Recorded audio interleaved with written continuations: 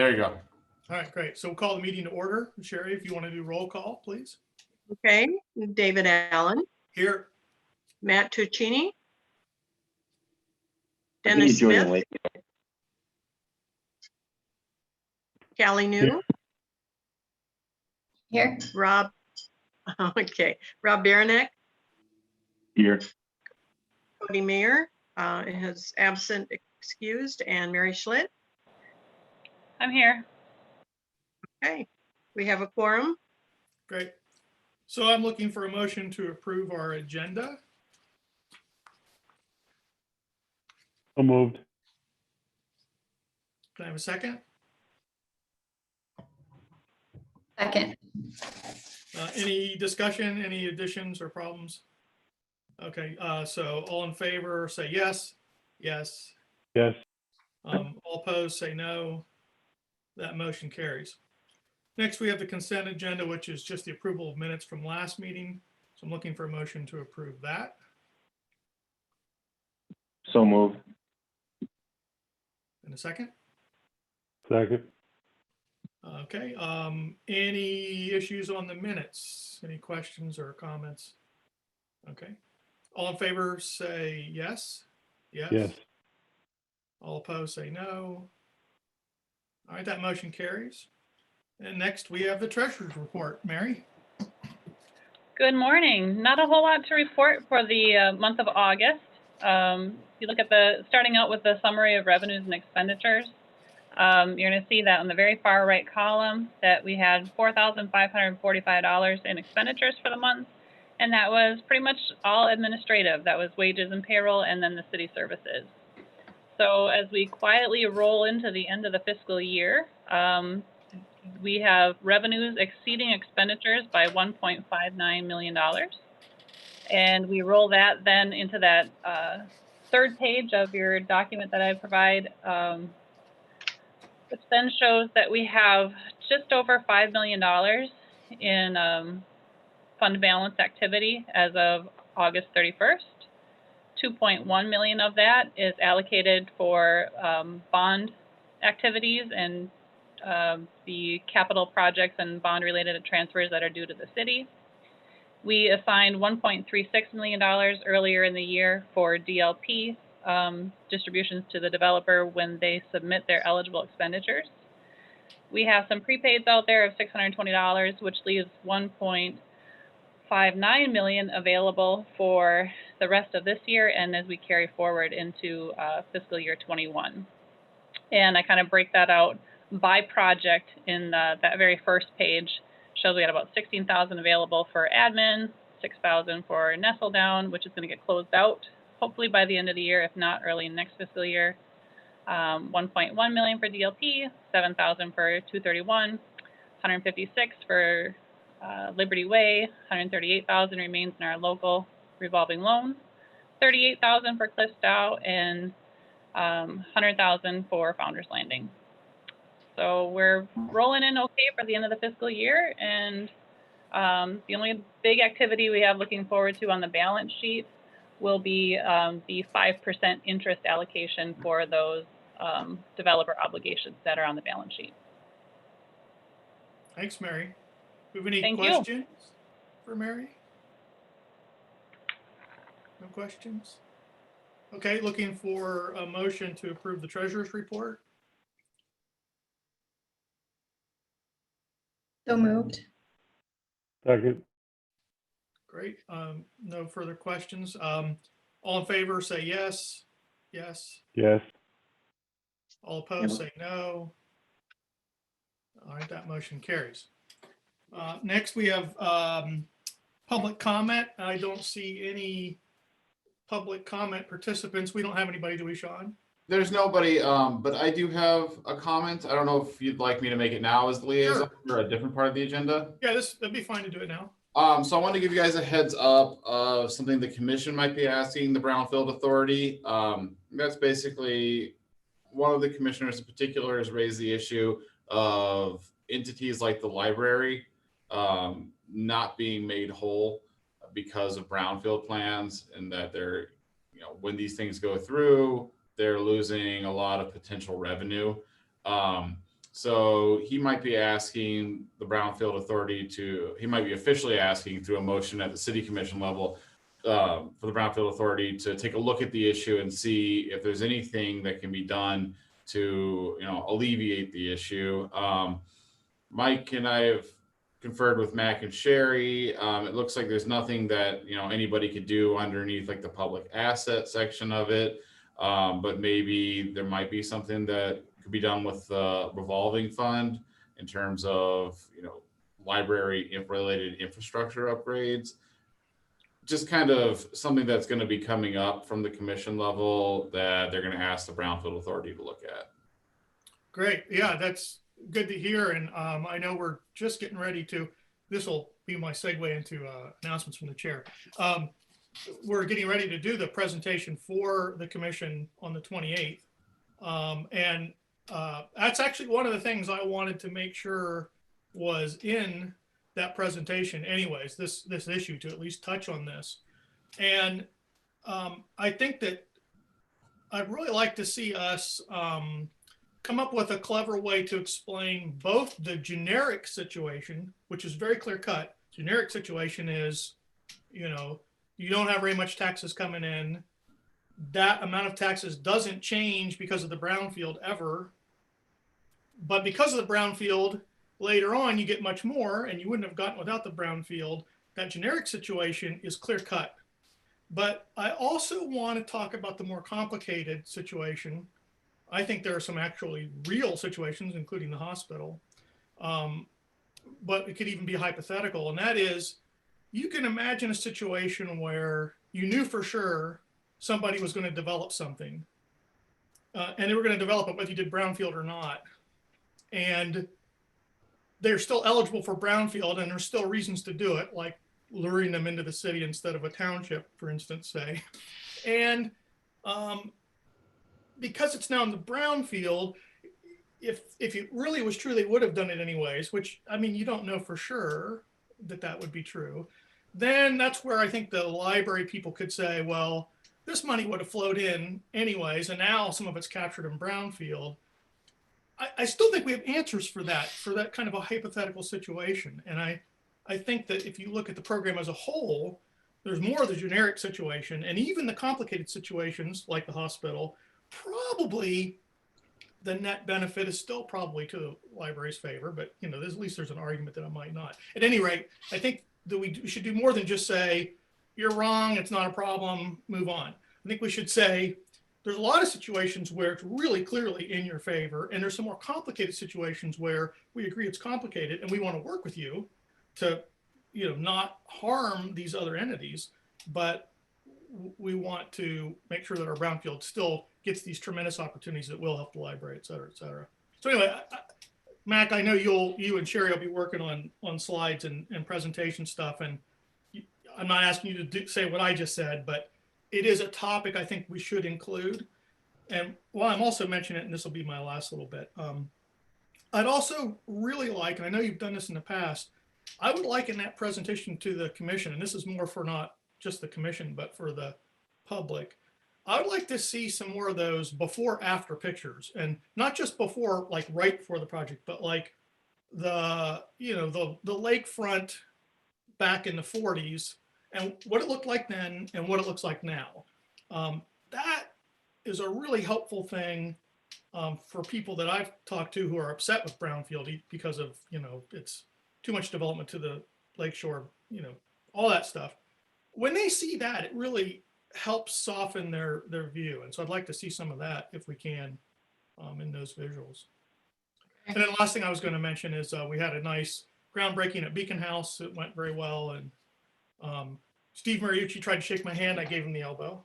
And so that was, but it was very, very good. I was glad that we were able to do that. That's all I have. David, what is the impact allegedly on the library? I mean, they brought that up a couple of years ago before the election. Well, I think here's my take on that. And Mac may have some additional things to say, but my take is this. If you just look at the stream of revenue that comes into the city in different ways, and you say, well, normally we get a certain cut of that, but in these cases where there's a brownfield, some of the money that we would have gotten in that stream, in that pipe, is now going to brownfield for a bunch of years before we get it. And so that's reducing our revenue and puts us in, we were kind of counting on that, and now we're really up against the edge, and we're not sure that that's fair. I think that's the thinking. What that fails to recognize is that the pipe actually may be bigger in total than it would have otherwise been without brownfield. And so it's not really fair to say, well, you know, the pipe wouldn't have been bigger, and so you didn't actually lose anything. But it's hard to explain that. People just see there's money coming in, and some of it's going to brownfield that could have gone to the library. Is the argument? Mac, I don't know if you have anything more to say about that. Mute. You're on mute. Sorry. I think that's true. And I think that the library is particularly interested in this because they were exempted from all other tax increment financing capture, DDAs, LDFAs through some legislation a few years ago. They successfully lobbied and they're not subject to that capture. Like the Detroit Zoo and the Detroit Institute of Arts are also not subject to capture by the act. But the legislature didn't do that for Brownfield. So they left Brownfield whole and said everybody needs to contribute. But so I think libraries have been particularly elevated by that to say, hey, we're getting it from everybody else, you know, but not Brownfield. So they've made that successful kind of, I think, as an association or organization, a big push statewide. So they're particularly sensitive to it. But I think that's true. And I was a little bit blunt when Commissioner Stonehouse asked the question, you know, can you do this? And I just said no. Yeah. The act really requires equal, you know, you can't make any deals for those things. So as Sean said, we're looking at some other ways maybe to support the library and to do something kind of around the, I mean, in a different way without, you know, giving them back their dollars. But I think that's the case. But, you know, we were looking at, and Mary and I've been going through trying to figure out DLP funding, and that's going to be a massive amount of funding for the schools, or for the library, for all tax institutions. And so when we start to look at those projects, and that'll be a lot sooner than we thought because it's a bigger investment. So, and you know, and I always have to provide the numbers that say, you know, here's what we're going to capture and here's what you're going to gain over the 30-year period. It was about 26,000, I think, for the Library of Capture, and about 49,000 that they're going to gain in revenues for the UP State Bank recently. And then those taxes continue on after that, after the Brownfield plan. So I think David captured it real well that, you know, there's some of those that are pretty obvious, some that are not. And even, you know, Commissioner Stonehouse raised the point of the public relations. You know, David's been, you know, keying on that as well, is that, you know, the bank's coming in and taking money from the library, you know, and I mean, that's kind of how he posed it. Right. So I think there's some conversation that can happen, you know, with everyone, specifically the library, because they pay the most attention to it, about how, you know, this is being operated and how it's happening. So. And my impression from talking to Andrea Engmeyer a little bit, she's pretty open. She's pretty sharp and pretty open to these things. I think part of it is, I mean, it's easy to understand why libraries would want an even more special status like they are under some of the other TIFs, as you mentioned, and that it'd be even better for them if they could, you know, get all the captures all the time, and more power to them to lobby the legislature or whatever. But it's just simply not true that we're stealing their money. And I think that we can show that that's true. And I think that Andrea and others will see that that's true. And I think that if we do a good job showing that we're making the pie bigger, including for the library, maybe not as quickly for the library as they'd like, but it is getting bigger. I think that will resonate with a lot of people. So, okay, great. David? Yeah. I just want to comment, you know, the thoughts that went through my head as soon as Sean mentioned that. I think you summed it up perfectly and very clearly that anyone would understand. So just want to let you know I appreciate that. It seems to be frustrating that the city council continues to, you know, be worried about the complaints they get, but not seem to arm themselves with the information it's almost like they feed into the complaints they're getting by not helping explain how things really work, or maybe not understand how it really works.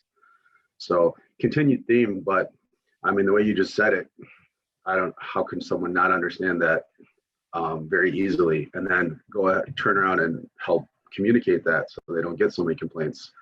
So anyways, I appreciate the way you put it, and I just wanted to reinforce your thoughts. Thank you. Thanks. Yeah, good. Anybody else? So, David, I have one more comment on that. I think that as a group here, we have to remember that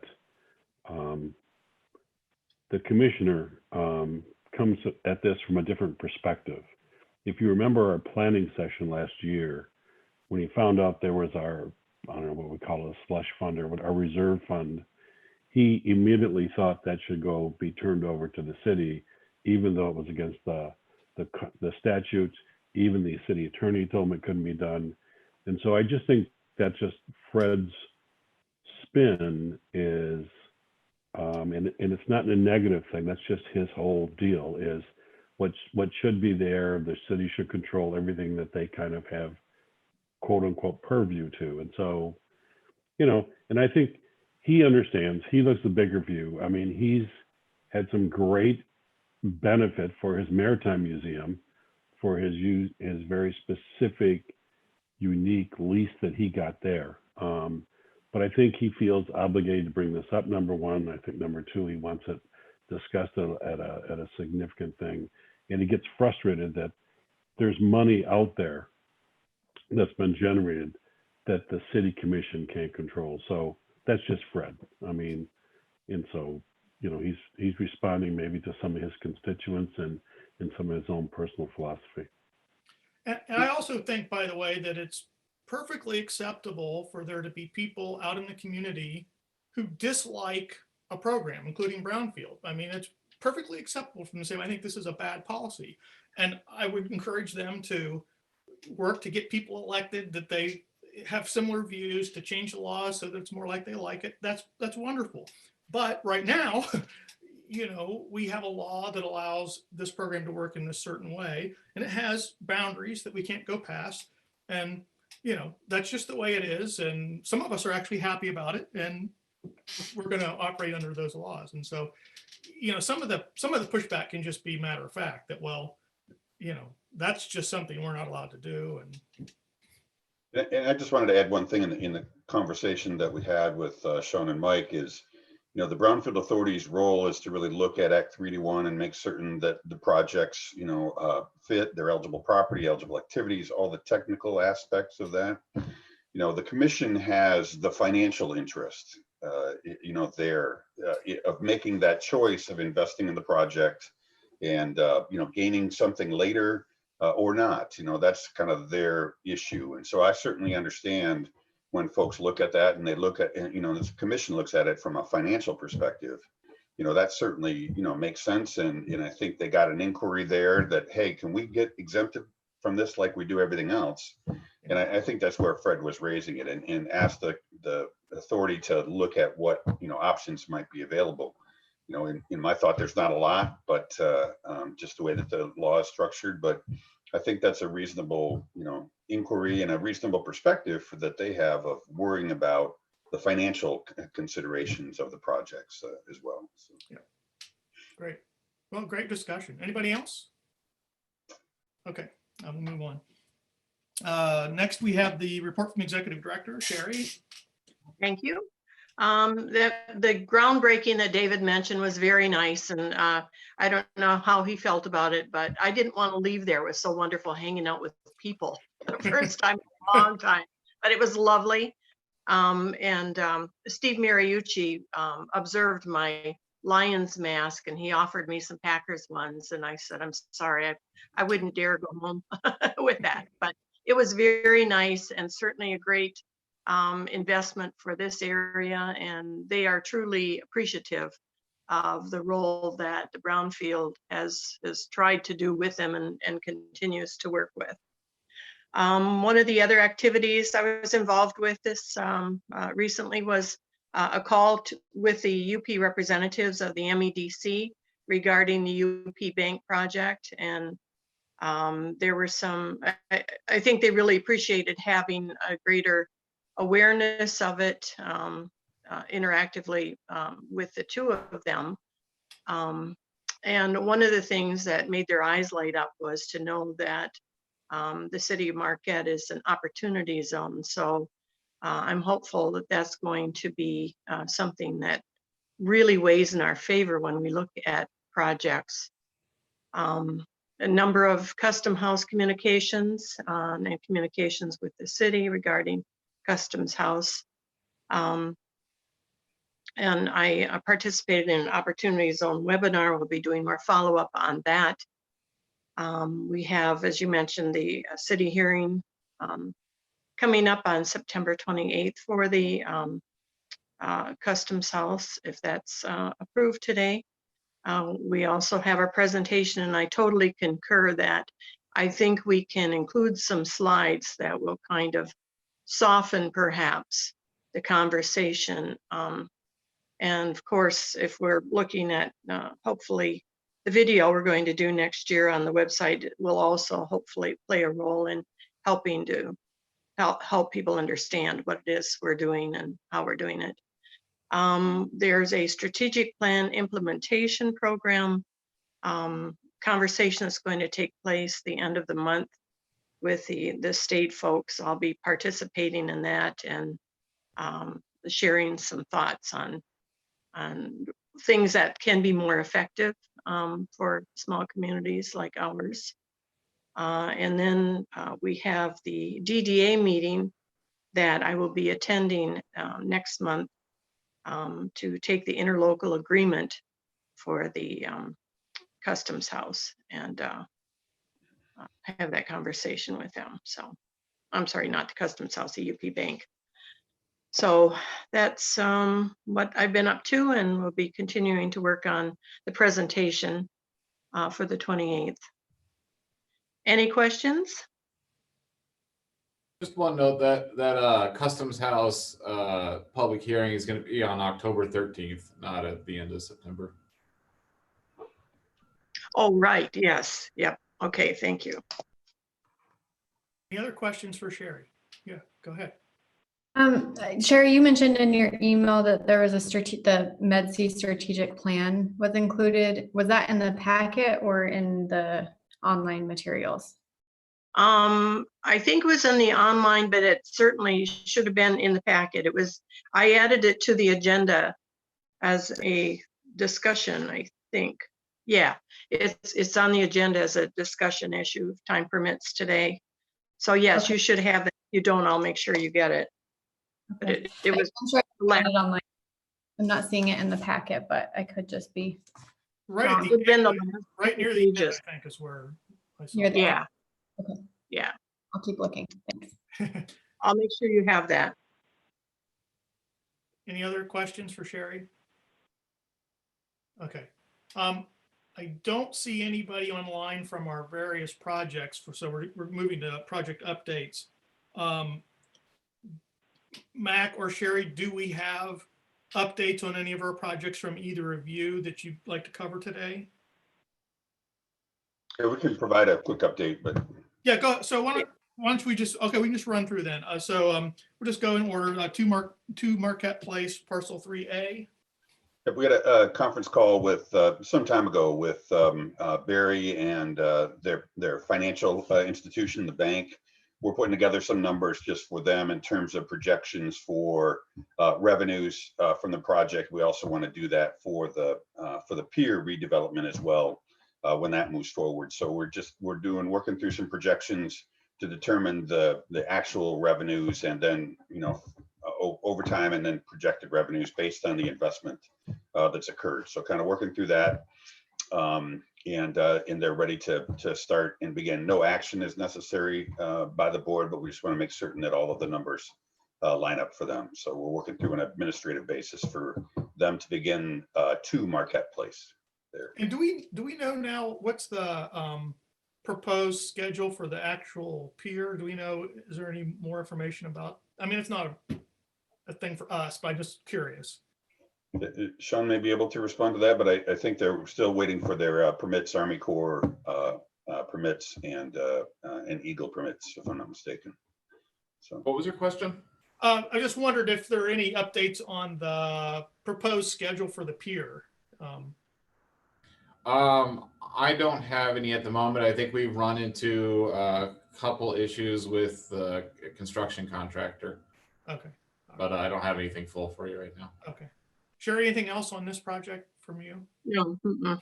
and I'll just add in a little Fairfield bit. Inn? I'm sorry, just add in a little bit on the other Go two, ahead. the other two founders projects. They're Fairfield Inn. Been working with them to solidify the development and reimbursement agreement that will be coming back to your consideration for October. And they should also have their invoices for the vapor mitigation system and any of the other costs that they may have. That'll probably be coming back to you in October there. We've been working through the townhomes project. The city just extended the purchase agreement with some conversation. The final extension for the purchase agreement, while they determine their need for vapor mitigation, they did do a phase 2 environmental site assessment on that area and did actually demonstrate the need for a vapor mitigation system. Previously, they didn't have any environmental data which said that we need to put a vapor mitigation system in. They did that soil and groundwater sampling and determined that they do have exceedances of vapor screening levels and will move forward for a vapor mitigation system for the townhomes project. They're going to be putting together a Act 3D1 work plan and then putting that in for state tax capture approval. Do you remember what chemicals it was that? I haven't seen the report. Yeah, I don't know. So they just mentioned that in a recent conversation there. Actually, Monday night was the first I learned about it at the city commission meeting. So they'll be moving forward with what they had anticipated, a vapor mitigation system. We had budgeted for it, but they're going to be moving forward with it now that they have the data to demonstrate and document that they need it. So. Was 2B, was the mitigation thing because of the gas station stuff? Yeah, there was also a dry cleaners to the south that had some TCE in it. Anything on those projects? Any more questions on those three? How about DLP? Basically, we've reminded them again about getting their invoices in, and that's been about the only communication we've had with them.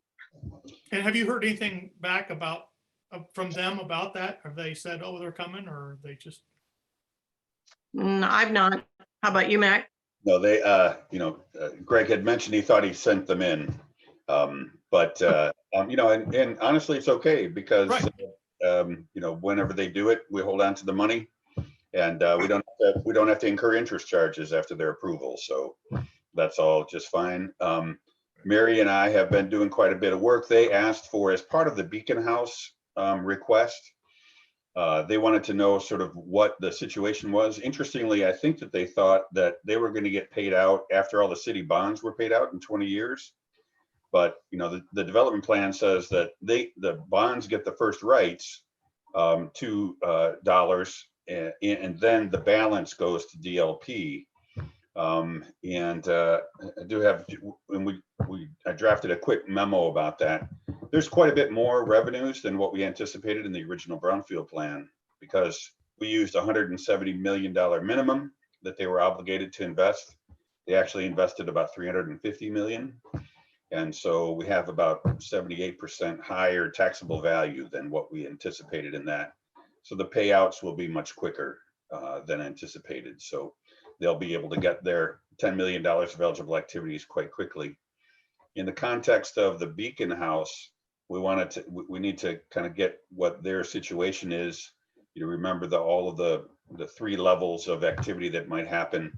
And then once we kind of get this settled, we'll come back with a potential proposed Brownfield plan amendment for DLP, which increases the values and provides for Beacon House reimbursement.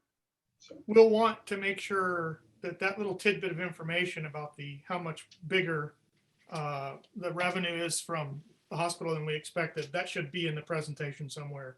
Yeah, I think we can make a nice graph of projected versus actual, and it's pretty substantial. Yeah, that's nice. Good. Any questions about DLP from anybody? All right, Radio Liberty Way. And I don't think anybody is attending today, and actually no activity going on as it pertains to us currently. Okay, and then 231 Patisserie. Anything? Haven't heard anything back from, I've communicated with them, but haven't heard anything back. Okay. And we're still waiting for invoices from them too. Yes, yep, correct. All right, so now we can move to unfinished business, the Upper Peninsula State Bank Brownfield Plan update. I did look at this, but I can't remember what it, explain what this is about, Matt, because I can't remember. I think this is just following up. The public hearing was held Monday night, and the Brownfield plan was approved.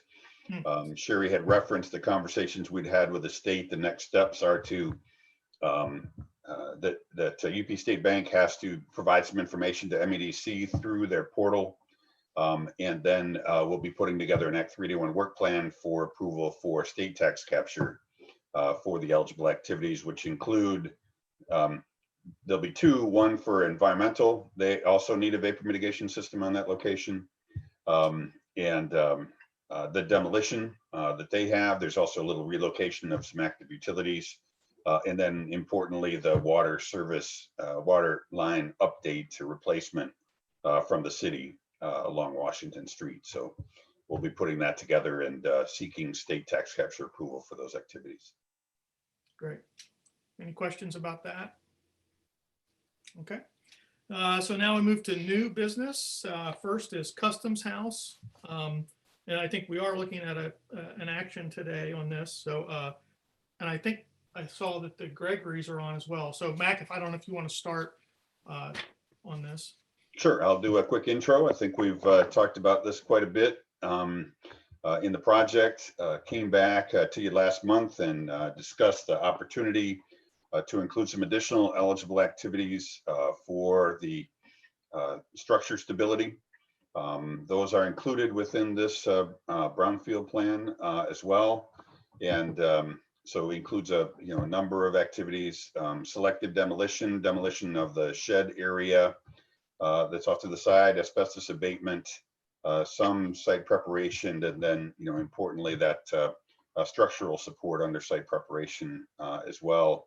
Also includes acquisition of what was an easement, acquisition in fee simple of an easement there to provide the way for the Berriga Street extension and improvements to that area. So important consideration all the way around for the opportunity to move that project forward, as well as to acquire the easement in fee simple and address any of those conversations about access as well. So the part about this, and it's included a couple times in the brownfield plan and in the cover sheet, is that we can move forward with the brownfield plan approval, but would only go into effect upon the closing of the property. So if there isn't any closing, the brownfield plan isn't in effect. And for the Gregory's, they know that moving forward, there is a brownfield plan that will likely be approved before closing. So that will be assured, for them. They know that they can move forward on the property. So I think it's a great outcome for the opportunity, allows the projects to move forward, and has the ability to complete the work down at Founder's Landing as well. So.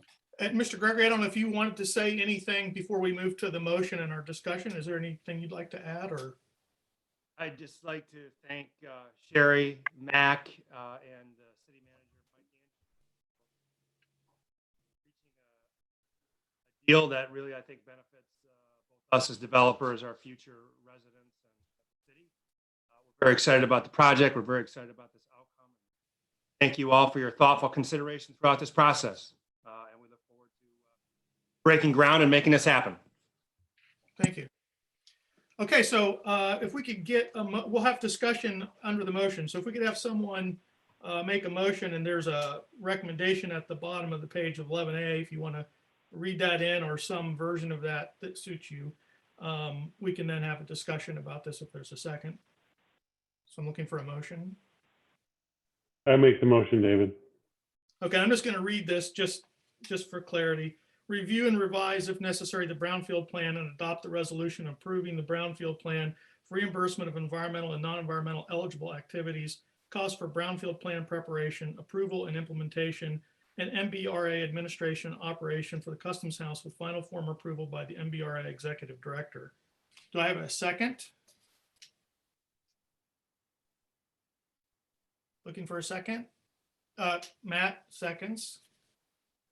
So discussion, questions, issues, comments from anybody?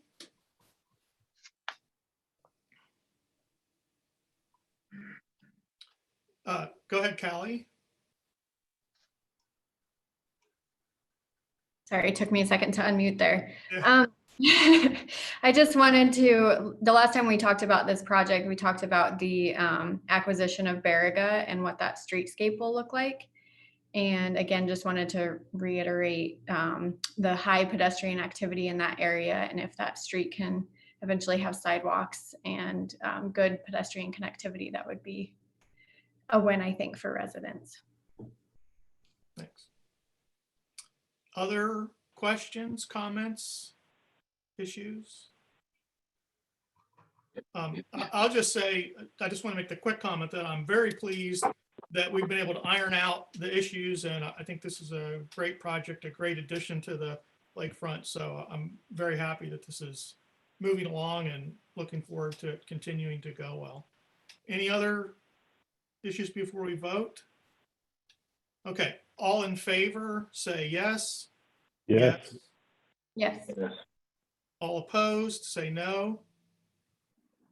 I'm not seeing any no's.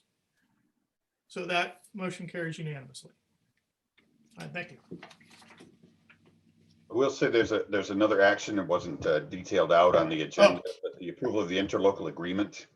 Oh, right. We made that a separate action. In order for this to take effect, the DDA captures most all the taxes there, and approval of an interlocal agreement for the DDA to forego their capture and provide the Brownfield Authority with capture as necessary. And I saw that was included in the bigger packet with the Brownfield plan. That is in there. So I'm looking for a motion to approve the interlocal agreement with DDA. So moved. Rob moves. I'm looking for a second. Second. Matt seconds. Any discussion about this or questions about this? I don't see any. Yeah, we'll be All in going. favor say yes. Yes. Yes. All opposed say no. I don't see any no's. Okay, that motion passes as well. Again, we'll be taking that to the October 8th DDA meeting for their Right. consideration. Any other actions on this today, Mac? Nope. Okay, great. All right, thanks. So, yeah, All right. Who made I'm sorry, who made the motion on that? Rob did. Rob did. Okay, thank you. And just as a follow-up, at the next meeting, the September 28th meeting, the City Commission will be establishing the public hearing for October 12th, I believe, Monday, October 12th. And Sherry, you'll have October to, 13th, Mac. Is it Tuesday? It's a Tuesday, yeah. What are you messing with me here? What are you switching days around or what? Because of Columbus Day. It's a federal holiday, so we had to do it on Tuesday. Okay, thanks. and Sherry, you'll have to let me know at the end of the meeting on these, some of these, today I noticed, it looks like there's some stuff I can probably just scan to you, but there looks like there might be some other things where we have to have people at the same time. I don't know if that's yet, but we'll Yeah. figure that out. Okay. All right. Okay, sounds good. Can I ask one question? Yes, If I'm go out ahead. of order, I apologize. That's all right. Number one, thank you very much. Number two, person, or will that be a purely virtual? Hearing. For some reason I don't know if this is true for everybody, you're fading in and out on your mic. Okay, I apologize. Might be my connection. Will the hearing be virtual or in person with the City Commission? It will be virtual. Thank you. And we'll All get you the link, David, when Yes. that comes in. Rob? Yeah, thanks, David. Hey, before we move off this item, I wanted to point out for your presentation of the committee that on table 3 of the Brownfield plan, it details the impact on the taxing jurisdictions. And although the library does lose out on some capture, like 71,000, they are one of the only 2 entities that also is exempt on their library debt, and then also I see school debt's exempt. So they are, still enjoying some of the revenue up front. Looks like roughly $23,700. Thanks, Rob. Yeah, very important point. The debt millages, which includes the library debt, is not captured, and so they do get that benefit. Absolutely, good point. Okay. All right, I'm going to move on then to, we're moving to the invoices now. This should be relatively quick, I think. So 11B, I'm looking for a motion to approve $600. This is an administrative fee. Mac, do we need to say anything about this? I don't think. Okay, so looking for a motion to approve this. Motion. Looking for a second. Rob, great. All in favor say yes. Yes. Yes. All opposed say no. That motion carries. 11C, so looking for a motion to approve $87,625. Since it's a little bit bigger, why don't you just say a couple words about it, Mac, just to remind us of what this links up with. Yeah, this was a part of the original Founders Landing project back in 2010. Included a capital improvements bond for the seawall boardwalk. And also during that time, you may remember all of the recovery activities for the 2008-2009 recession. They provided bonds, allowance for bonds to do private activities. And so this was for some site preparation activities that Founders Landing undertook, or Landing Development Group undertook, but was funded through the RZB fund. So these are activities that occurred on Founders Landing in the very early stages. Thanks. So looking for a motion. All right, Rob moves. Looking for a second. Second. Callie. All in favor say yes. Yes. Yes. All opposed say no. That motion carries. 11D is Huntington Bank, another administrative thing. We're looking for a motion to approve $500 payment to this invoice. So moved. Kelly, looking for a second. Matt, great. All in favor say yes. Yes. Yes. All opposed say no. That motion carries. 11E, this is an invoice for $36,645 to Incredible Bank. Matt, just a couple words maybe about this again. Yep, this is for public improvements at the Lincoln Washington Street intersection. That was part of the Liberty Way project, and it was a bank financed bond through the Brownfield Authority that was done, and will be paid off in just a few years, actually. All right, great. So looking for a motion to pay this invoice.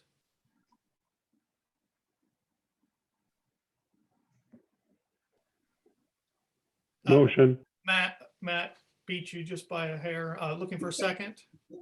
Second. Dennis seconds. All in favor say yes. Yes. Yes. All opposed say no. That motion carries. 11F. So this is an invoice for $4,575. And so we're looking for a motion on that. Mac, do you want to say anything about this? Is it? This is an arrangement for the Whetstone stream improvements and activities that happen as part of the road improvements for DLP. All right. So looking for a motion.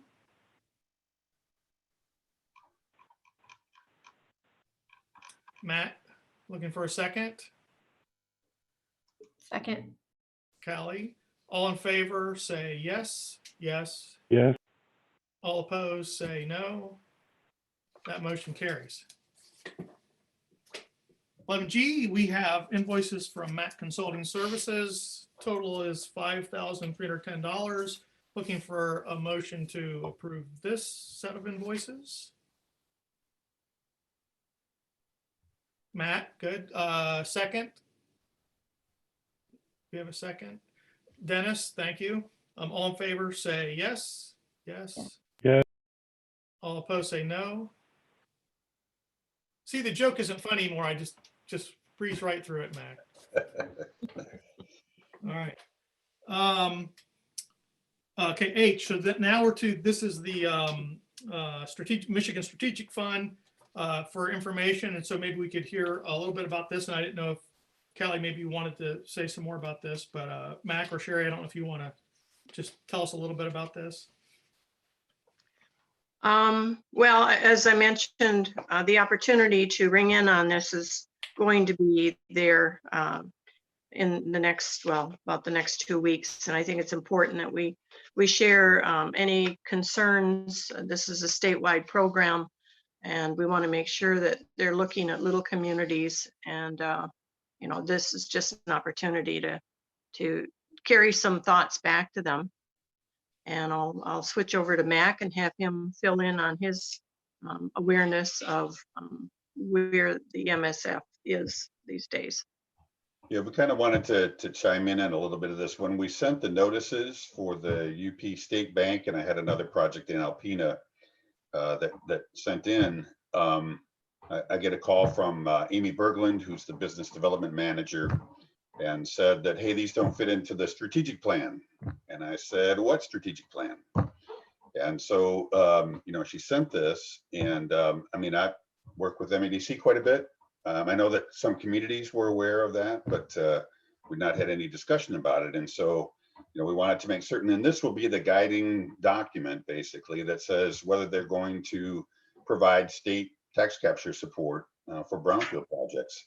And, you know, as we've talked about, the Customs House was not a project that they supported. And so there's no state tax capture for that. And it's a big amount. They gain a lot of money from the projects because they're not subject to that capture. They don't have to approve it, or you can only capture state taxes if the state approves it. And if they don't approve it, then those revenues go back to the state. So in looking at the strategic plan, there, you know, you can see their focus areas, and it says it didn't fit in a focus industry. And I think those focused industries are heavily weighted, and it's fine, they're heavily weighted to Southeast Michigan or Southern Michigan in general. Automotive manufacturing, you know, corporate services, medical device, tech, advanced manufacturing, engineering are all sort of more heavy industry based activities that don't necessarily make sense for Northern Michigan and the UP. They did provide the regional impact industries, and you'll see financial services there. So we're feeling better that UP State Bank would be supported in the project there as well. And as Sherry mentioned, it happens to be right on the edge of an opportunity zone, which kind of clips off another checklist for them. But it is, you know, fairly limiting. And I think the thing that surprised me was in all the communities I work with in Northern Michigan, everybody has workforce housing as a concern or consideration there. And that would seem to be a real missing element, I think, certainly for the communities, you know, that certainly for the city of Marquette and as well many other communities in Northern Michigan. So, and I think I can't tell the players without a program these days, but I think that MISTA actually is under MEDC. And so I'm a bit surprised that they didn't have that as a focal point for these projects as well. So we wanted to share this. You know, I didn't know that there was an opportunity to provide input like Sherry had, which is great.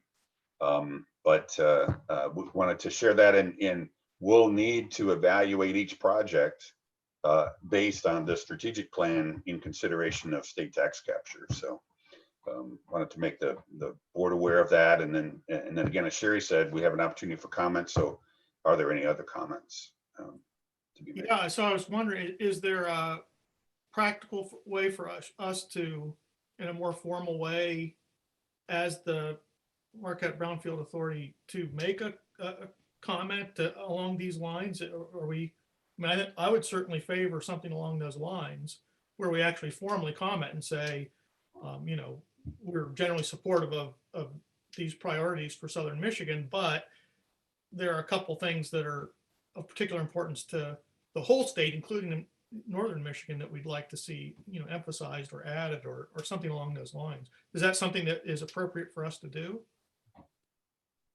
Perhaps a resolution from the body, I think, would be appropriate that could be shared with them. And how long do we have to do that? If we wanted to do that, how long? Well, I think anytime, actually. Yeah. I think anytime, just because they're doing the intake, the end of the month, that'd probably be the best time to have it. And a resolution that talks about the needs of the housing and whatever. So what we might do is pass a resolution and work on the draft that could, you know, we could share it all with the board, and then we could follow it up formally at the next meeting.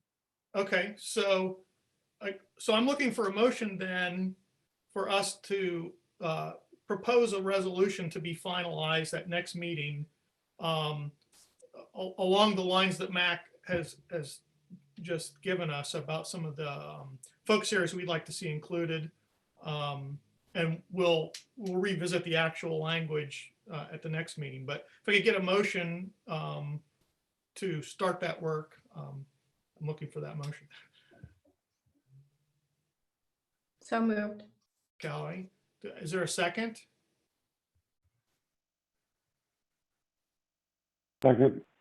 Dennis, all in favor say yes. Yes. Yes. All opposed? No one opposed. Okay, so that passes. So we'll look forward to seeing that. And then obviously, whatever we do on the resolution, as Max said, we'll want to pay special attention to this as we're looking at new projects that get proposed to see whether and how they fit into this, because that could be very important for a project's success if they either did or didn't qualify with the state. So. Yeah, I just want to clarify the two areas that I identified were workforce housing as well as downtown redevelopment, you know, as an important aspect that may not fit into those areas, but that's been a focal point, you know, to try and concentrate development in the downtown area, and is for most Northern Michigan communities. And I'm happy to include any other areas that you think might be important as well, but those were two that kind of stood, you know, jumped out at me. So if anybody has one now, you can mention it, but also if you think of something as just email Mac and let him know, because we'll be able to come back to this and review it as a board next meeting. But if you have other ideas, just let Mac know, and you can CC the rest of us if you want, but we'll just get it into the pipeline so we can talk about it further next meeting. And Sherry, what's the context of the intake that you mentioned, or the meeting with MEDC on the strategic plan? Basically, it's just they're trying to gather some folks to do some input on the strategic fund. So I think it's a really timely situation for us.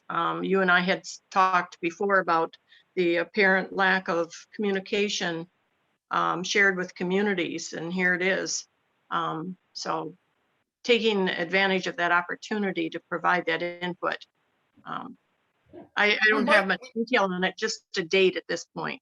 And when is I don't know that? if there's a way to work it in, but we may even want to hint at our strong desire to be included in discussions that lead to this sort of thing, that we'd very much appreciate that opportunity and would likely have something to say. And Yes, yep.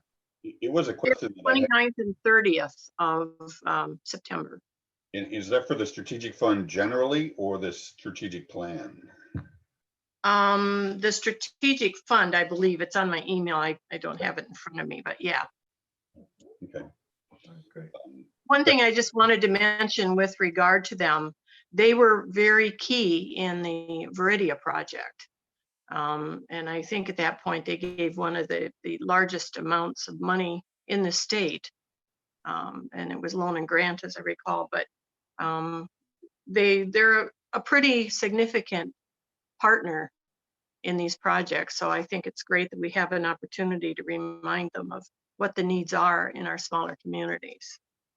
So I just wanted to comment that. It might be worth having a note about the importance and how much we like working with them in our presentation to the city as well. That's coming up. So we might want to, you know.